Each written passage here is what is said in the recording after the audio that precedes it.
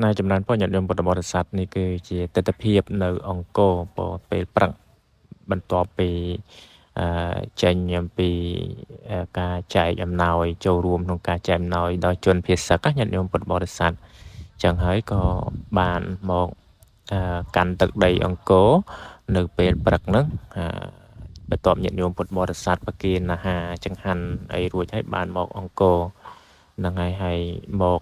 នៅពេលព្រឹកនេះគឺថាស្រស់ស្អាតញាតិញោមពុទ្ធបរិស័ទហើយមានយាវមានអីគាត់មកចូលរួមក្នុងការទស្សនានៅអង្គរវត្តរបស់យើងណាហ្នឹងហើយនេះគឺជាទស្សនវិជ្ជាញាតិញោមហើយទៅនេះគឺដំណើរទៅដើម្បីបូជាដល់ព្រះសម្មាសម្ពុទ្ធនៅក្នុងអង្គរហ្នឹងគឺមានរូបព្រះពុទ្ធចឹងព្រះពុទ្ធនៅក្នុងហ្នឹងយើងមុននឹងទៅមើលទស្សនាខាងក្រៅបន្តិចទៅញាតិញោមពុទ្ធបរិស័ទឃើញថាស្អាតស្រស់តែម្ដងណានៅពេលព្រឹកណាចឹងហើយនេះញាតិញោមពុទ្ធបរិស័ទក៏បានមកហ្នឹងហើយមានផ្កាមានអីចឹងច្រើនព្រោះផ្កាកម្រងផ្កាអីគាត់រៀបចំហើយបន្ទាប់មកយើងប្រតិសិនជុំវិញនៅអង្គរហ្នឹងប៉ុណ្ណាហ្នឹងហើយ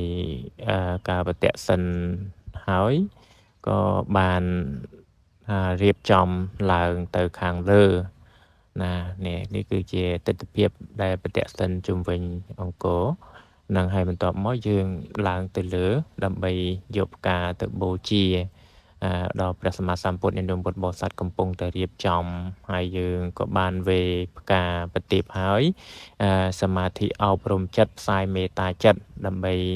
ឲ្យបានដល់សពសត្វឲ្យមាននៅសន្តិភាពដល់ប្រជាជនកម្ពុជាផងដែរបងអញ្ចឹងសូមអនុមោទនា